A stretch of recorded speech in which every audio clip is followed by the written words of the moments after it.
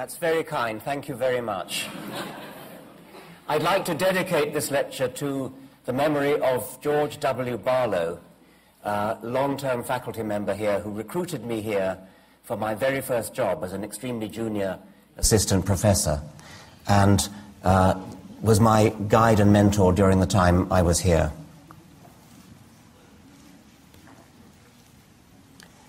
Can I begin with a little bit of research? The website in the middle there, richarddawkins.net, could I just have a show of hands for the number of people who've been there? Okay. Thank you, all right, that's fine, thank you very much.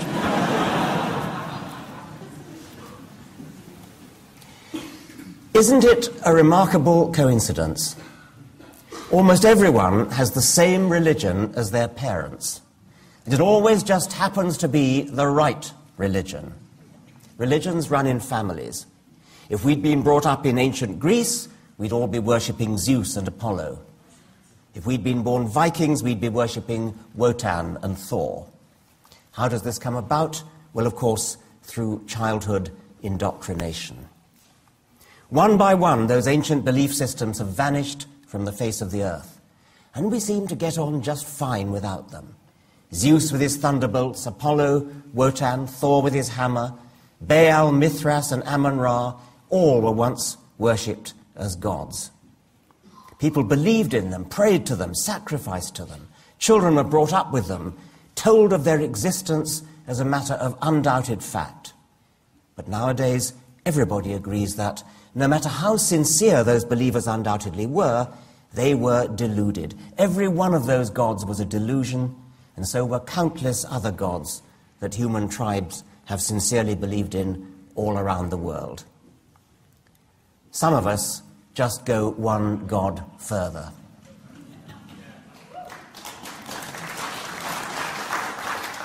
My book is called The God Delusion, and I need to make it clear that the God I'm talking about is a personal, intelligent, creative being, like Yahweh, Allah, Baal, Wotan, Zeus, or Lord Krishna. But if by God you mean nature, goodness, the universe, the laws of physics, the spirit of humanity, or Planck's constant, we're going to be talking at cross purposes. An American student asked her professor whether he had a view about me.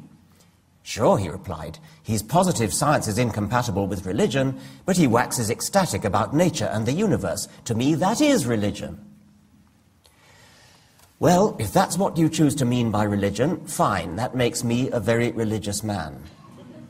But if your God is a being who designs universes, listens to prayers, forgives sins, wreaks miracles, reads your thoughts, cares about your welfare or your sex life, and raises you from the dead, then you're unlikely to be satisfied. As the distinguished American physicist Steven Weinberg said, if you want to say that God is energy, then you can find God in a lump of coal. But I would add, don't expect congregations to flock to your church. This is sometimes called pantheistic religion. I call it Einsteinian religion. When Einstein said, did God have a choice in creating the universe, he meant, could the universe have begun in more than one way? God does not play dice was Einstein's poetic way of doubting Heisenberg's indeterminacy principle. Einstein did not believe in God. He did not believe in a personal God. He was irritated when people said that he did. But what did he expect? The hunger to misunderstand should have been palpable to him. Religious physicists, if you meet one, usually turn out to be so only in the Einsteinian sense. They are atheists of a poetic disposition, and so am I. But given the widespread yearning for that great misunderstanding, deliberately to confuse Einsteinian pantheism with supernatural religion is an act of intellectual high treason. Another example of Einsteinian religion, the Indian-American Nobel Prize-winning physicist Subramanian Chandrasekhar said, "This shuddering before the beautiful, this incredible fact that a discovery motivated by a search after the beautiful in mathematics should find its exact replica in nature persuades me to say that beauty is that to which the human mind responds at its deepest and most profound. The American physicist John Wheeler said, "We will grasp the central idea of it all as so simple, so beautiful, so compelling, that we will all say each to the other, 'Oh, how could it have been otherwise? How could we all have been so blind for so long?'" Don't forget, by the way, with all this talk of aesthetic beauty, beauty isn't enough. It must also be true. And that comes, finally, to evidence. Beauty may be a good guide to the stage of science where we put forward hypotheses, but those hypotheses must finally be tested. Carl Sagan said this, How is it that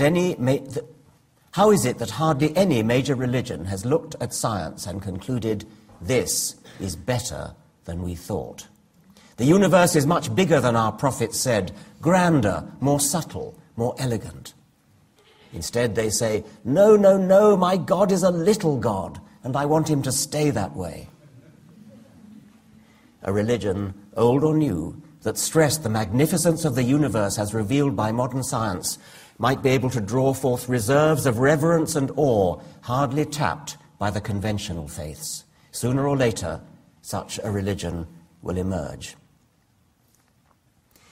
Einsteinian religion, pantheistic religion, does not involve belief in anything supernatural. The pantheistic God doesn't exist, except in a purely poetic sense. Of those people who do believe in a supernatural God, many make a distinction between deism and theism. The deistic God designs the laws of physics and then retires never to be heard from again. Certainly not interested in human affairs. The theistic, interventionist God, there he is, he's parting the Red Sea there. He intervenes in the world, intervenes in human affairs, performs miracles, answers prayers, and all that other list of things that I gave you earlier. There are many people who call themselves agnostic, and I want to clarify this. It's rather a confusing term. I put up here a scale of religiosity from 1 to 7, where 1 is, I know there is a God, and 7 is, I know there is no God, and we've got a scale of intermediate agnostic positions in between. 4 is exactly 50%. Number 4, agnostic, believes that the probability of God existing and not existing is exactly equal. Number 2 is, I don't exactly know there's a God, but I have a very high probability, I believe in a very high probability of there being a God. I'm a de facto theist. I can't know for certain, but I strongly believe in God and live my life on the assumption that he's there. A number 6, at the other end, is somebody who believes there's a very low probability of God existing, but still not quite 0. I'm a de facto atheist. I can't know for certain, but I think God is very improbable, and I live my life on the assumption that he isn't there. I'm a number 6. I'm an agnostic, but with the same level of belief in God as I have belief in fairies or unicorns. Bertrand Russell illustrated this with his parable of the celestial teapot. He pointed out that it is impossible to disprove the hypothesis that there is a china teapot in orbit around Earth, or around the Sun, between the orbits of Earth and Mars. We therefore all have to be agnostic about the teapot theory, but in practice we are all a-teapotists.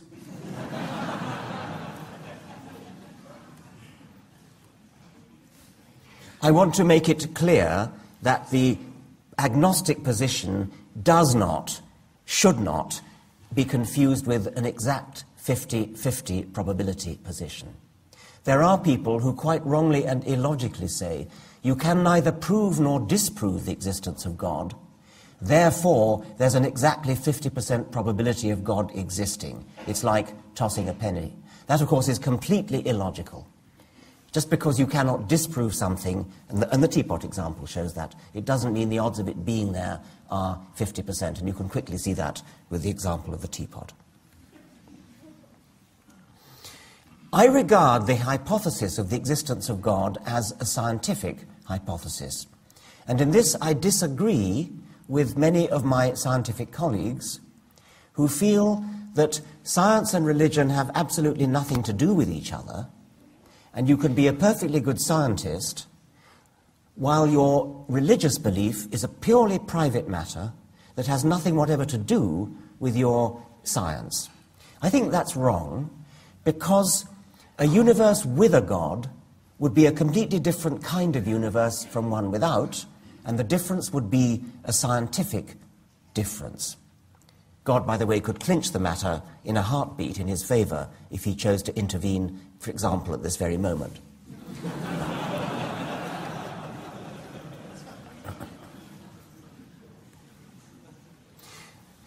The only one of the traditional arguments for God that is still widely used today is the teleological argument, sometimes called the argument from design. It's the famous watchmaker argument. Surely one of the most superficially plausible bad arguments ever discovered. And it's rediscovered by just about everybody until they learn the logical fallacy of it and/or they learn Darwin's brilliant alternative. In the familiar world of human artifacts, things like watches, computers, complicated things that look designed are designed. To naive observers, it seems to follow that similarly complicated things in the natural world that look designed, things like eyes and hearts, are designed too.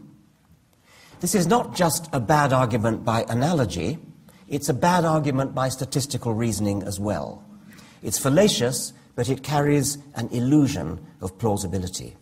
If you randomly scramble the fragments of an eye or a heart 1,000,000 times, you probably won't hit on one that can see or pump. This demonstrates that such devices could not have been put together by chance, by random chance. And there are many people who think that the only alternative to random chance is design, because of the lamentable scientific education of most British and American students.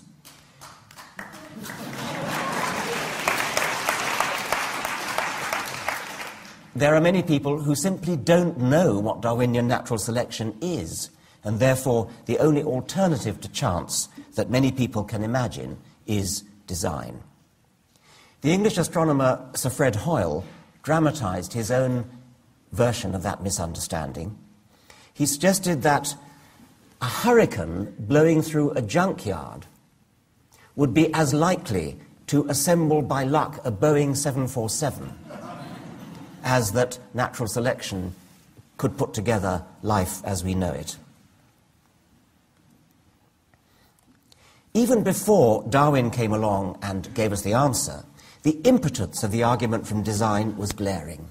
How could it ever have been a good idea to postulate as an explanation for the existence of complex, improbable things a designer who would have to be even more complex and improbable than that which he's being invoked to explain? The entire argument is an obvious logical non-starter, as the great philosopher David Hume realized before Darwin was born. But what Hume didn't know was the supremely elegant alternative to both chance and design that Darwin was to give to us. Natural selection is so stunningly powerful and elegant. It not only explains the whole of life, it raises our consciousness and boosts our confidence in science's future ability to explain probably everything else. Essentially, what's wrong with creationism, stroke intelligent design, there's no difference, by the way, is that it is what the philosopher Daniel Dennett calls a skyhook. A skyhook is a great hand that comes out of the sky, unexplained, and starts manipulating things in the world. And superficially, it looks as though this great hand is explaining something. But of course it explains nothing, because it lacks an explanation itself. That's a skyhook. The opposite of a skyhook is a crane. A crane really does do explanatory work. Natural selection is the crane par excellence. Natural selection is cumulative.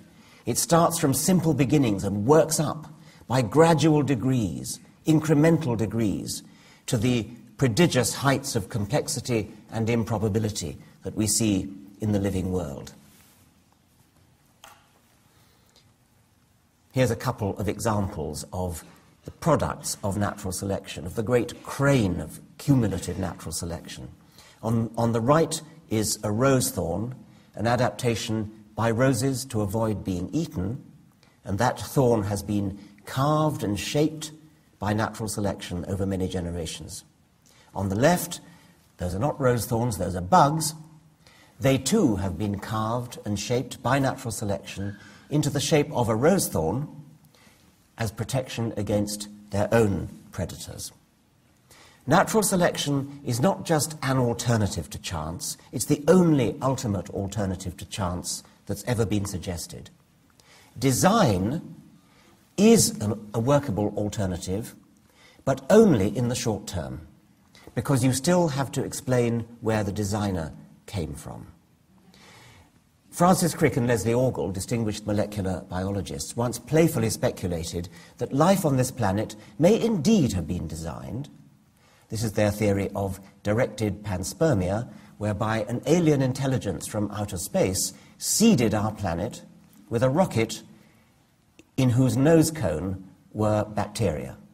And that's where all of life sprang from. They didn't really believe that, but they put it forward as an interesting hypothesis. It's interesting from my point of view because I see nothing wrong with it. It could be right. It seems to be very unlikely, but it could be right. But whatever else you can say, it cannot be the ultimate explanation, because you still have to explain where the alien intelligences from outer space came from. Sooner or later, that regress has got to be terminated. If the aliens from outer space were themselves seeded by another rocket from a different planet, you still haven't solved the problem. Finally, you've got to terminate the regress by postulating a crane instead of a skyhook. And the obvious crane would be evolution by natural selection. The logic of creationist arguments is always the same. Some natural phenomenon is too statistically improbable, too complex, too beautiful, too awe-inspiring to have come into existence by chance. Design is the only alternative to chance that the author can imagine. Therefore, design must have done it. And science's answer to this faulty logic is also always the same. Design is not the only alternative to chance. Natural selection is a better alternative. Notice what rotten logic it is. We have theory A and theory B. Theory A is supported by loads of evidence. Theory B is supported by no evidence at all. Now here's the key step in the argument. 4. I can't understand how theory A explains phenomenon X. Therefore, theory B must be right.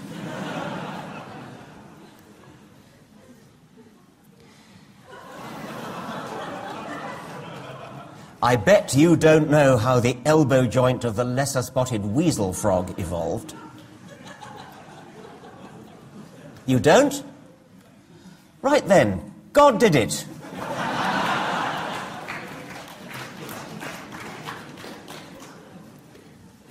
This kind of argument is a failure of the imagination. I've described it as the argument from personal incredulity. A metaphor for extreme improbability is a combination lock. A very good, high-quality combination lock of the kind that they put on bank vaults. A bank robber could theoretically get lucky and hit upon the right combination and therefore get all the money in the bank. But in practice, combination locks, at least the ones at bank vaults, are designed with enough improbability to make this tantamount to impossible, as unlikely as Fred Hoyle's spontaneous coming into existence of a Boeing 747. But now imagine a badly designed combination lock, one that gives little hints, a bit like the childhood game of Hunt the Slipper, where you say, getting warmer, getting cooler, getting warmer, getting warmer. Suppose that Each time you turn the dial and you get a little bit closer to the correct combination, suppose that the bank vault door creaks open just a chink, and a little bit of money spills out. The dribbling combination lock, which of course the bank robber would instantly home in on the jackpot if he had that sort of clue. The dribbling combination lock is a better analogy for Darwinian evolution than the real bank lock, which offers only two possibilities, the jackpot or nothing. And the trouble with creationist arguments is that they all think that evolution by natural selection is a jackpot or nothing argument. Nothing could be further from the truth. But God, the God theory, on the other hand, really is a jackpot or nothing argument, because God is postulated as being there from the beginning, before the process of evolution got going.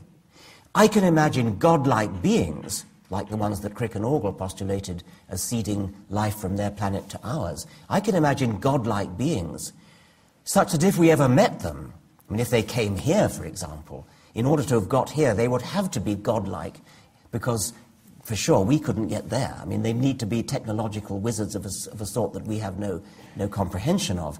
We would worship them as gods, but they would not be gods, because ultimately they would have evolved by a gradual process. But the God of the Old Testament, the God of the New Testament, the God of the Muslims, who's always been there, he is the ultimate 747.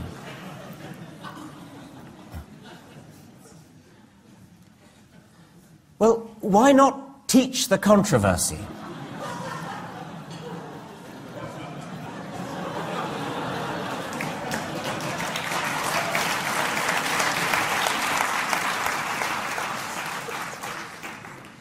There are real controversies in science. They're interesting, and we should certainly teach them.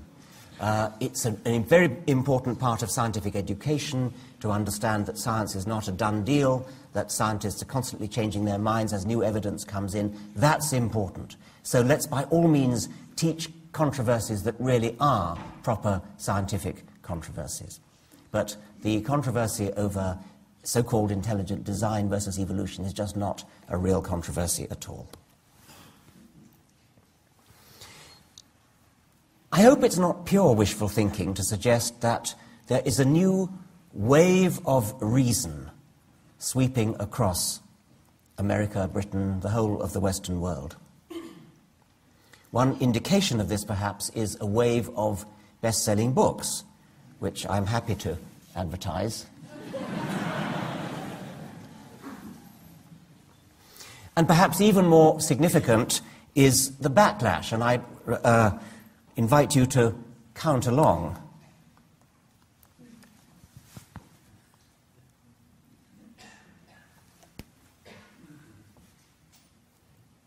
Three, 4, 5, 6, 7, 8, 9, 10, 11, 12, 13, 14, 15, 16, 17, 18, 19, 20. The flea allusion you will of course recognize from W.B. Yeats, but was there ever dog that praised his fleas? Hence the flea powder that just got rid of that. And a nice little afterthought.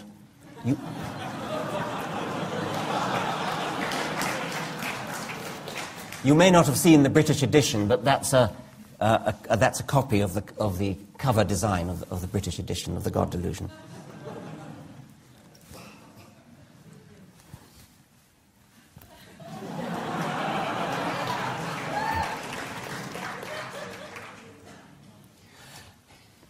I'm not trying in this lecture to teach facts, and I'm certainly not trying to indoctrinate. I'm trying to raise consciousness. And we've all met the phrase consciousness raising in the context of feminism. It's especially powerful. There's no law against using a phrase like the rights of man or one man, one vote. Yet because we've all had our consciousness raised by feminists, most of us feel kind of uneasy when we hear people use a phrase like one man, one vote. And even those who still use man in that sort of sentence do so with their consciousness raised. They know what they're doing. They're taking a stand for traditional language, perhaps, or trying deliberately to rile feminists. But everybody, on one side or the other, has had their feminist consciousness raised. And I want to raise our consciousness about some unconscious assumptions we all make about religion. Let me try a little experiment on you. At Christmas time one year, my newspaper in Britain, The Independent, was looking for a seasonal picture, and they found a heartwarmingly ecumenical one at a school nativity play. The three wise men were played by Shadbreet, a Sikh, Musharraf, a Muslim, and Adele, a Christian, all aged 4. Now, my guess is that you probably think that picture's rather sweet. How nice that 4-year-olds who belong to different religions should come together in a nativity play. Now, suppose the caption said this: Shadbreet, a socialist, Musharraf, a conservative, and Adele, a liberal, all aged 4. Shadbreet, an atheist, Musharraf, an agnostic, and Adele, a secular humanist, all aged 4.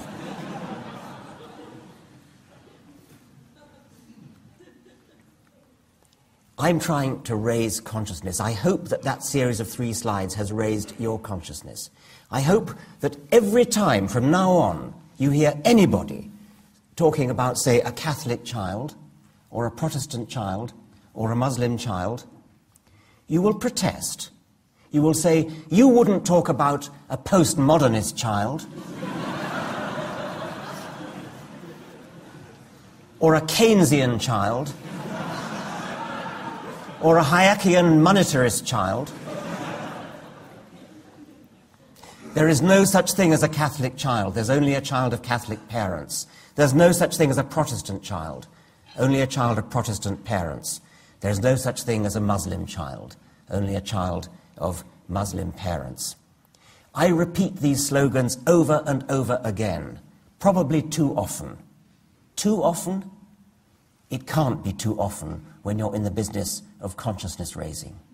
Please join me in protesting every time you hear anyone ever referring to a Catholic child, a Christian child, a Muslim child, etc.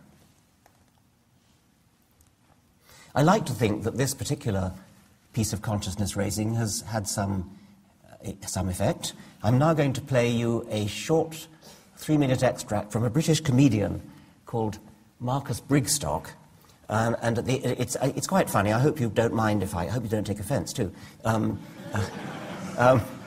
At the end of this monologue, somebody's put sort of pictures onto it as well. I think it must originally have been on radio. At the end, I hope you'll get the same consciousness-raising point that I've just made. So I'll start I hope the sound will come through. I'd like to start this week with a request, and this one goes out to the followers of the 3 Abrahamic religions, to the Muslims, Christians and Jews. It's just a little thing, really, but do you think that when you've finished smashing up the world and blowing each other to bits and demanding special privileges while you do it, do you think that maybe the rest of us could sort of have our planet back? I wouldn't ask, but the thing is, I'm starting to think there must be something written in the special books each of you so enjoy referring to that tells you it's all right to behave like precious, petulant, pugnacious pricks. Forgive the alliteration, but your persistent power-mad punch-ups are pissing me off. It's mainly the extremists, obviously, but not exclusively. It's a lot of mainstreamers as well. Let me give you an example of what I'm talking about, okay? Muslims. Listen up, my bearded and veily friends. Calm down, okay? Stop blowing stuff up. Not everything that's said about you is an attack on the Prophet Muhammad and Allah that needs to end in the infidel being destroyed. Have a cup of tea, put on a Cat Stevens record, sit down and chill out. I mean, seriously, what's wrong with a strongly worded letter to the Times? Christians, you and your churches don't get to be millionaires while other people have nothing at all. They're your bloody rules. Either stick to them or abandon the faith. And stop persecuting and killing people you judge to be immoral. Oh, and stop pretending you're celibate as a cover-up for being a gay or a nonce. Right, that's 2 ticked off. Jews. I know you're God's chosen people and the rest of us are just whatever, but when Israel behaves like a violent psychopathic bully and someone mentions it, that doesn't make them anti-Semitic. And for the record, your troubled history is not a licence to act with impunity now. So, when the letters come, and I'm guessing they will, I can guarantee that each one of those faiths will be utterly convinced that I've singled them out for special criticism. Why did it have to be us? Islam is a peaceful faith. I don't see what's wrong with being Christian. We're a peaceful, loving faith. How dare you, after all we've been through? We Jews know how terrible violence can be. You see, all of them will be convinced that they're the ones being picked on. The Abrahamic faiths are like Scousers. They're always convinced they're a bit harder than everyone else. Right, and why is it that all of these faiths claim to be peaceful when even the most fleeting glance at a history of warfare will tell you otherwise? The relationship between religion and warfare is very similar to the relationship between ant and deck. You could have one without the other, but I'm not sure anyone would see the point. I wouldn't actually like it, but it would at least be refreshing to hear one of them come out and say, Oh, our faith's violent as you like. We'll have a scrap, us lot, we do. Honestly, our special book says fight, fight, kill, maim, fight, smash, destroy, fight, murder, kill, and fight. That's why I signed up, to be honest. I'm a bit naughty, know what I mean? But no, all of them claim to be peaceful religions. Yeah, peaceful right up to the point where someone takes something they think is theirs, or says the wrong thing, or looks at them funny, then it's fighty, smashy, kicky, punchy all the way. I know this will upset a lot of people, and frankly, I don't care. I'm getting so sick of religious people screwing it up for the rest of us. Please don't kill us, seriously. As far as I'm concerned, this is the only chance we get. When we die, it's all over. There's no virgins and pearly gates waiting for us, no big beardy man saying... Right, so how do you think that went then? Bit mixed? Killed a lot of people in my name, I see. Yeah, not really what I had in mind, actually. Tell you what, have another go as a worm. While we're at it, I'm sick of religious people forcing their children to define themselves by their parents' faith. A 4-year-old is no more a Christian than he is a member of the Postal Workers Union. A fair working wage, decent working conditions, and time allotted to see the new Transformers film, said a spokesman.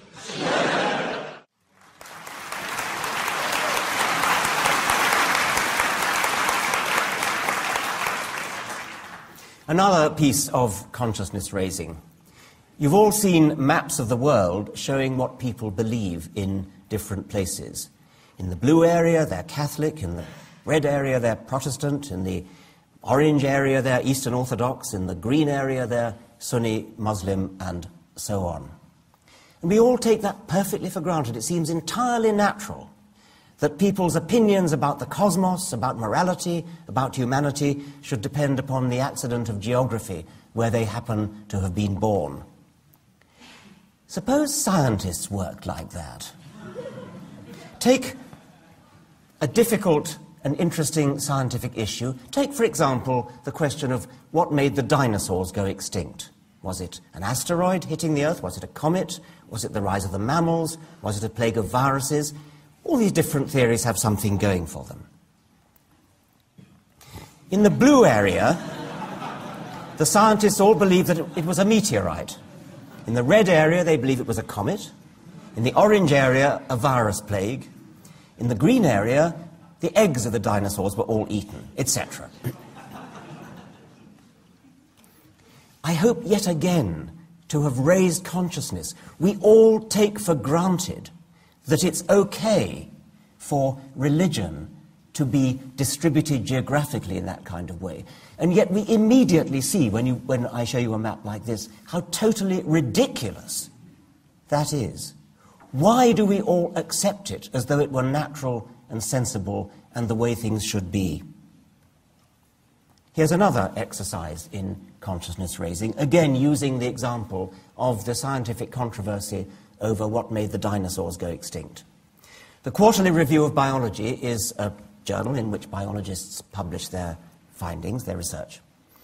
I have edited an imaginary spoof issue of the Quarterly Review of Biology devoted, as they sometimes are, to a particular topic, namely the topic, did an asteroid kill the dinosaurs? The first paper would be a perfectly respectable and normal scientific paper. Iridium layer at KT boundary and potassium-argon dated crater in Yucatan indicate that an asteroid killed the dinosaurs. Nobody would be surprised to see a paper like that in any scientific journal. The President of the Royal Society has been vouchsafed a strong inner conviction that an asteroid killed the dinosaurs. It has been privately revealed to Professor Huxtane that an asteroid killed the dinosaurs. Professor Haldley has been brought up to have total and unquestioning faith that an asteroid killed the dinosaurs. Professor Hawkins has promulgated an official dogma binding on all loyal Hawkinsians that an asteroid killed the dinosaurs. Professor Huxkins is personally offended by all strident, shrill and polemical denials that an asteroid killed the dinosaurs. Professor Hallux derives deep personal comfort from his belief that an asteroid killed the dinosaurs. The President of the National Academy of Sciences has issued a fatwa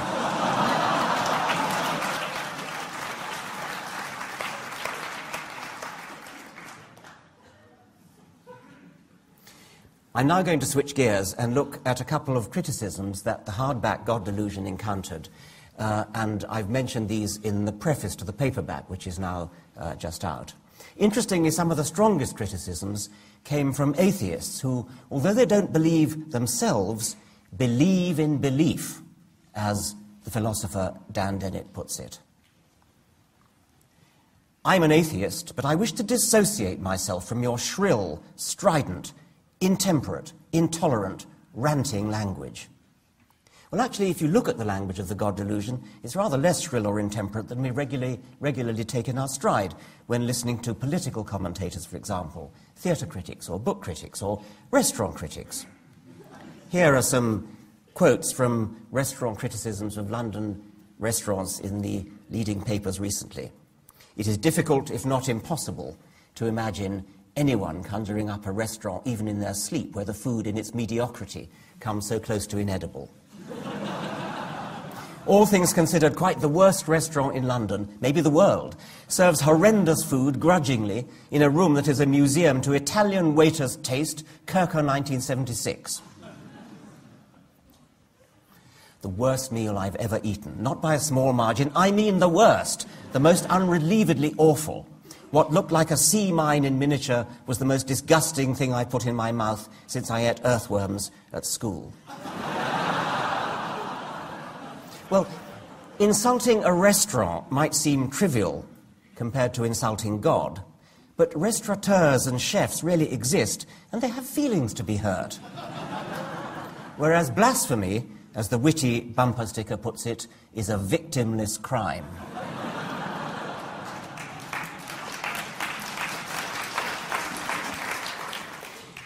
Another example. In 1915, the British Member of Parliament Horatio Bottomley recommended that after the war, if by chance you should discover one day in a restaurant you were being served by a German waiter, you will throw the soup in his foul face. If you find yourself sitting at the side of a German clerk, you will spill the inkpot over his foul head. Now that's strident and intolerant, and I should have thought ridiculous and ineffective as rhetoric, even in its own time. The British literary critic Terry Eagleton, described the late Kingsley Amis, extremely distinguished novelist, as a racist, anti-Semitic bore, a drink-sodden, self-hating reviler of women, gays, and liberals. Well, I think that compares fairly well with my own beginning of chapter 2 of The God Delusion,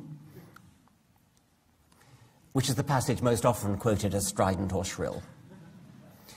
The God of the Old Testament is arguably the most unpleasant character in all fiction. Jealous and proud of it, a petty, unjust, unforgiving control freak, a vindictive, bloodthirsty ethnic cleanser, a misogynistic, homophobic, racist, infanticidal, genocidal, filicidal, pestilential, megalomaniacal, sadomasochistic, capriciously malevolent bully.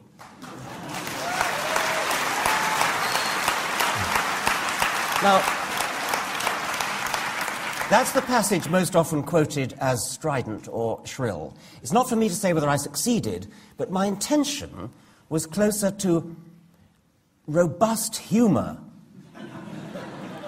a humorous broadside, rather than shrill polemic. I don't think words like misogynistic, infanticidal, genocidal, megalomaniacal, that doesn't sound shrill to me. Something about those long words suggests that...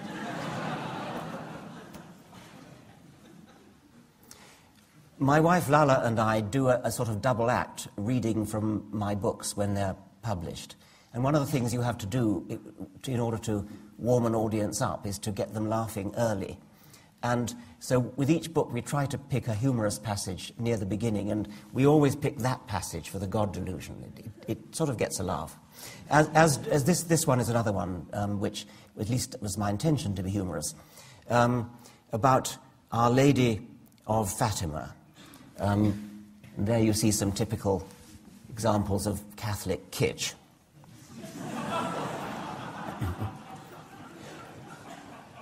This is a quote from The God Delusion now. Pope John Paul II created more saints than all his predecessors of the past several centuries put together, and he had a special affinity with the Virgin Mary. His polytheistic hankerings were dramatically demonstrated in 1981 when he suffered an assassination attempt in Rome and attributed his survival to intervention by Our Lady of Fatima. A maternal hand guided the bullet. One cannot help wondering why she didn't guide it to miss him altogether. Others might think the team of surgeons who operated on him for 6 hours deserved at least a share of the credit. But perhaps their hands too were maternally guided. The relevant point is that it wasn't just Our Lady who, in the Pope's opinion, guided the bullet, but specifically Our Lady of Fatima. Presumably Our Lady of Lourdes, Our Lady of Guadalupe, Our Lady of Medjugorje, Our Lady of Akita, Our Lady of Zaitun, Our Lady of Garabandal, and Our Lady of Knock were busy on other errands at the time.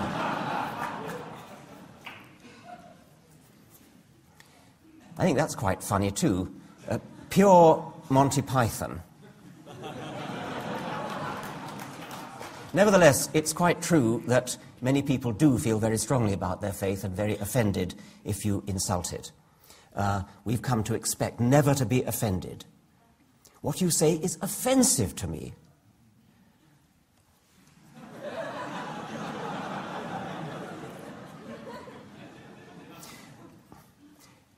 The novelist Douglas Adams, to whom The God Delusion is dedicated, picked out exactly what's going on here in a wonderful speech, an impromptu speech that he made in Cambridge not long before he died, and I was privileged to be there. Fortunately, somebody had the blessed good sense to switch on a tape recorder, and so this priceless hour or so of Douglas just holding forth impromptu is preserved.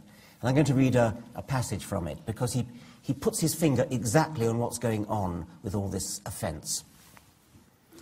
Religion has certain ideas at the heart of it which we call sacred or holy or whatever. What it means is, here is an idea or a notion that you're not allowed to say anything bad about. You're just not. Why not? Because you're not. If somebody votes for a party that you don't agree with, you're free to argue about it as much as you like. Everybody will have an argument, but nobody feels aggrieved by it. If somebody thinks taxes should go up or down, you're free to have an argument about it. But on the other hand, if somebody says, I mustn't move a light switch on a Saturday, you say, I respect that. Why should it be that it's perfectly legitimate to support the Labour Party or the Conservative Party, Republicans or Democrats, this model of economics versus that, Macintosh instead of Windows? But to have an opinion about how the universe began, about who created the universe, no, that's holy. We are used to not challenging religious ideas, but it's very interesting how much of a furore Richard creates when he does it. Everybody gets absolutely frantic about it, because you're not allowed to say these things. Yet when you look at it rationally, there is no reason why those ideas shouldn't be as open to debate as any other, except that we've agreed somehow between us that they shouldn't be. And that agreement seems to extend to the non-religious as well as the religious. Let's raise our consciousness. What's so special about religious arguments that they should be immune to exactly the same kind of rational discussion as political or any other kind of arguments?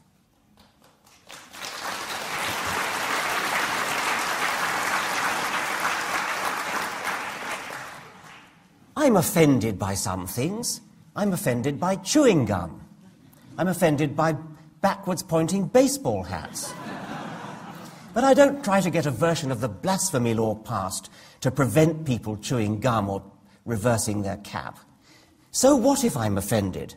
So what if my feelings are hurt? Does that give me the right to prevent others from expressing their opinions? However, is there a time when it is right to be offended? I think so, yes. We should be offended when children are denied a proper education.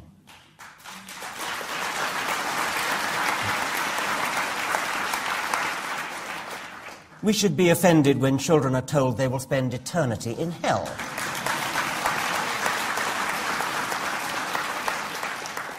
We should be offended when medical science, for example, stem cell research, is compromised by... Compromised, I should say, by the bigoted opinions of powerful and, above all, well-financed ignoramuses. We should be offended when voodoo of all kinds is given equal weight to science. We should be offended by hymen reconstruction surgery. We should be offended by female circumcision, euphemism for genital mutilation. This picture was taken in Africa, but it happens in Britain. I had a long conversation with a school's inspector from London, and she told me it's common. Girls are typically sent away to stay with an uncle in Bradford. We should be offended by stoning. This young Kurdish woman was stoned to death in a so-called honour killing because she wanted to marry a young man of the wrong religion. I mentioned the novelist Kingsley Amis a moment ago. His son Martin Amis is an equally distinguished novelist. And he made a very important point. Secularism contains no warrant for action. One can afford to be crude about this. When Islamists crash passenger planes into buildings or hack off the heads of hostages, they shout, "God is great." When secularists do that kind of thing, what do they shout? A critic of Martin Amis's book remarked on this. That question is meant to be rhetorical, but there's a simple answer. They shout, secularists shout, "Heil Hitler." What a truly outrageous thing to say. Whether or not Hitler was a Roman Catholic, the evidence is contradictory, he often said he was. Nobody could deny that Hitler's soldiers were as Christian as everybody else was in Europe at the time, and that means that most of them were, mostly either Roman Catholic or Lutheran. But even if Hitler was an atheist, so what? Hitler was also a vegetarian. Does that suggest that vegetarians have a special tendency to be murderous, bigoted racists? The point is that there is a logical pathway leading from religion to the committing of atrocities. It's perfectly logical. If you believe that your religion is the right one, you believe that your God is the only God, and you believe that your God has ordered you, through a priest or through a holy book, to kill somebody, to blow somebody up, to fly a plane into a skyscraper, then you are doing a righteous act. You're a good person. You're following your religious morality. There is no such logical pathway leading from atheism or secularism to any such atrocious act. It just doesn't follow.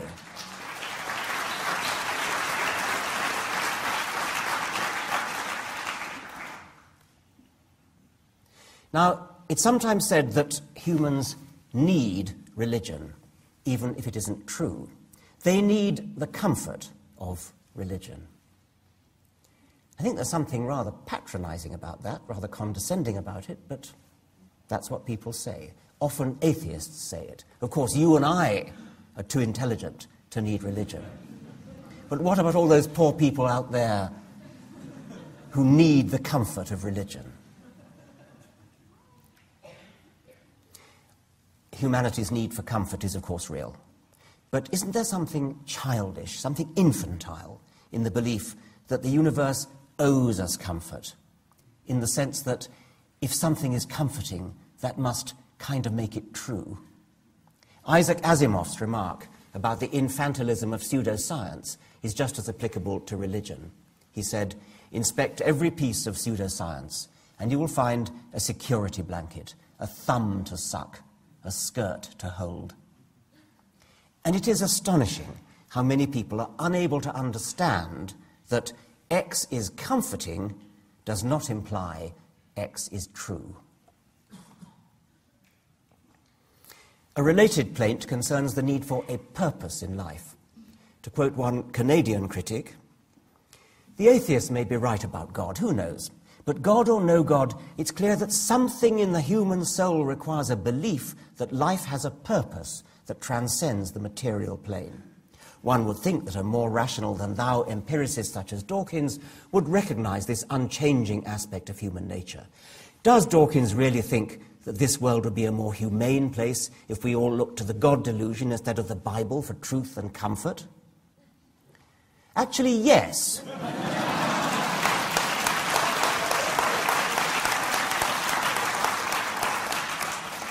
Since you mention humane, yes, I do. But I must repeat yet again that the consolation content of a belief does not raise its truth value.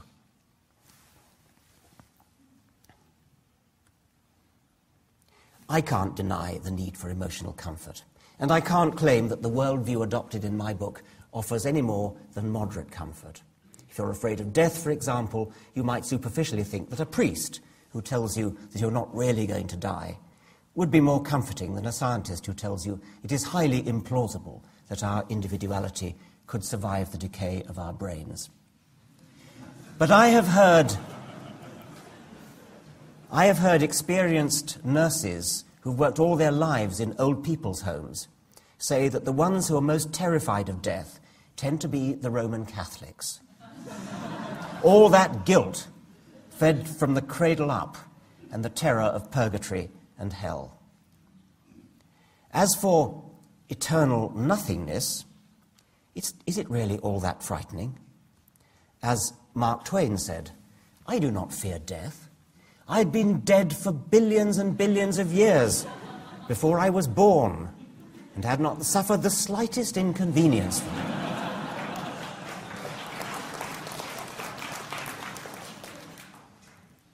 In any case, I don't think I've ever met anyone at a funeral who dissents from the view, my view, that the non-religious parts, the eulogies, the deceased's favourite poems or music, those non-religious parts are always more moving than the prayers. I want to end by reading the opening lines of a previous book of mine, Unweaving the Rainbow. These are lines that I've long earmarked for my own funeral. We are going to die, and that makes us the lucky ones. Most people are never going to die because they're never going to be born. The potential people who could have been here in my place but who will in fact never see the light of day, outnumber the sand grains of Sahara. Certainly those unborn ghosts include greater poets than Keats, scientists greater than Newton. We know this because the set of possible people allowed by our DNA so massively outnumbers the set of actual people. In the teeth of these stupefying odds, it is you and I, in our ordinariness, that are here. We privileged few who won the lottery of birth against all odds, how dare we whine at our inevitable return to that prior state from which the vast majority have never stirred? Thank you very much.